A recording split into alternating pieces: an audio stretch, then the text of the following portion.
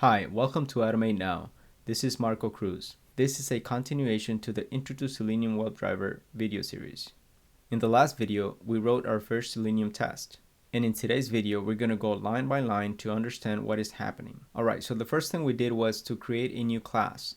And we called that class Sandbox. Inside of this class, we wrote a method called TestHomepage, which became our first Selenium test. The first thing we see here is @test, which is a TestNG annotation, and it is letting us know that this should be treated as a test. And here we have a comments line, and it says navigate to the home page. The home page we're navigating to is this page, the automateNow.io homepage. We know now that in order to do any actions on a browser, we need to use the Selenium WebDriver.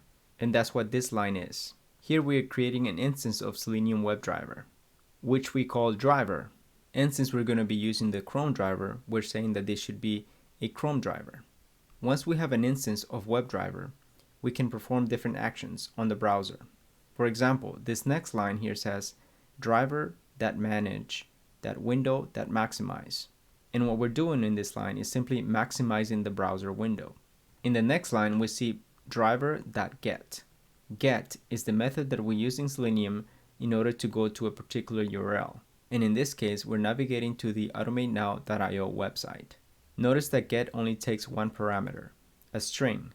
Therefore, we need to provide the URL inside quotes. The next section we see here is verified page title. And we learned that every web page contains a page title. Therefore, we're creating a Java string variable and we're calling it page title. We're going to use this variable to store the page title. And we get the page title by calling driver.getTitle. GetTitle is another method similar to the get method. Its job is to get the page title. I showed you how we can get the page title for any particular website. For example, on the automateNow website, we can hit F12 on our keyboard and we will get this console. If we look at the head tag and expand that, we're going to find a title tag, which contains the title for this page. Let's take a look at the official Selenium documentation.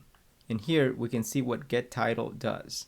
Also, we can hit F12 on this screen, expand the head tag, and see that this page also contains a title here.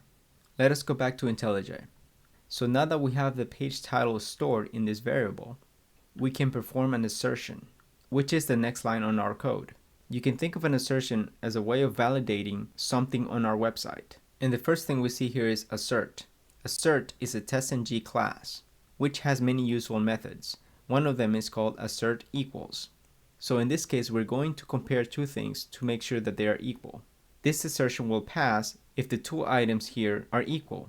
It will fail if they are not. The first parameter we see here is page title, and this is what we expect to find. Page title will contain whatever the page title is when this test runs. It is then going to compare this value to the expected value, which is this one here.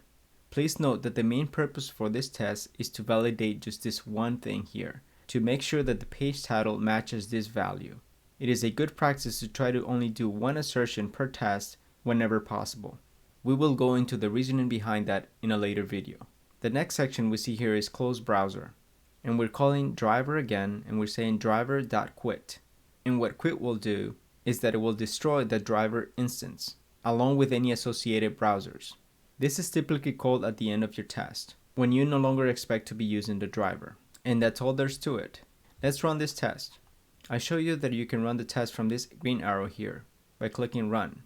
We can also right click anywhere inside this test here and selecting run. If you have already run this test at least once, you can also click this green arrow here to rerun the test. I'm going to do that now.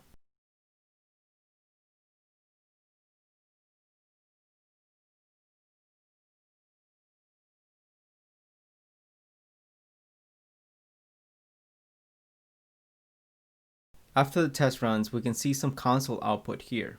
If we scroll to the bottom here, we can see that one test run and no failures occurred, meaning that the test passed. This is also indicated by the green check marks here.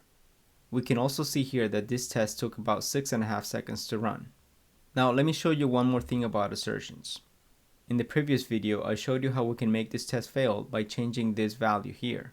So let's do that again. I'm going to add some value at the end here. So when the test runs and it gets to this statement, these two values will not be the same. The page title will not match this value here. Let's go ahead and run it. If we look at our test results here, we can see that the test has failed. Let's go ahead and expand this a little bit to take a better look. And we see that there was an assertion error. It shows here that it expected to find this value, but the actual value was this one. Now we know that this is a valid test. A better way to write an assertion, however, is to get into the habit of providing a default error message. So in this case, you have the option of providing these two parameters here, but you can also provide your own error message that will help you during troubleshooting. So let's go ahead and do that. I'm going to say comma, and in quotes, I'm going to provide my error message. And I'm going to say that the page title did not match.